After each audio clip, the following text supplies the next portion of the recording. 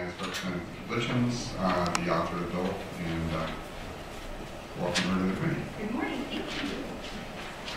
Thank you, Chairman Stone and fellow representatives of the Health Committee for hearing AB 371. Senator Lozick and I brought the webcam and, of course, Abortion Prevention Act forward with what we feel are two common sense and hopefully very bipartisan reforms. The first reform strengthens current law language, ensuring that a woman's consent for an abortion is indeed voluntary. Pressure can come from a variety of sources, including parents, partners, and friends. And just to deviate from this, I don't know how many here had an opportunity to hear a 911 call that was on a Milwaukee radio station at 11:30. There was a young girl, about 13 or 14, that was being escorted into an abortion clinic a few months ago, and she didn't want to go inside. And there were some individuals outside the clinic that were trying to help her from going inside, and so they called 911, and the police said there's nothing they could do. She was going inside with a guardian, and so they couldn't help the girl. She obviously did not want to go inside that abortion clinic. It's kind of frightening to hear. This bill requires the physician to inform the woman that she has the right to refuse an abortion, that her consent is not voluntary if anyone is forcing her, and that it is unlawful for the physician to perform the procedure if it is not voluntary.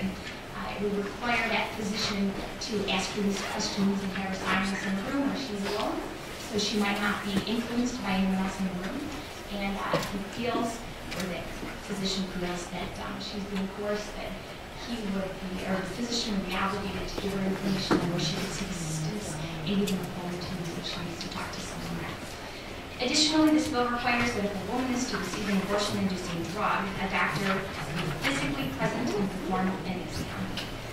According to an April 2011 report from the Food and Drug Administration, 14 women have died and an additional 612 have been hospitalized following the use of the abortion-inducing drug. Michael Christopher. A doctor who violates this provision is guilty of a Class 1 felony and may be subject to civil action. Any medical procedure should be done under the direct care of a physician. It is important to note that all the penalties listed in this bill would fall on the physician and not on the woman.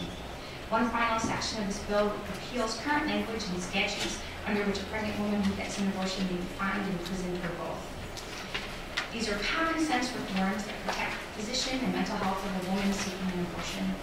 This will end before it begins the potentially dangerous medical procedure of webcam abortions in Wisconsin.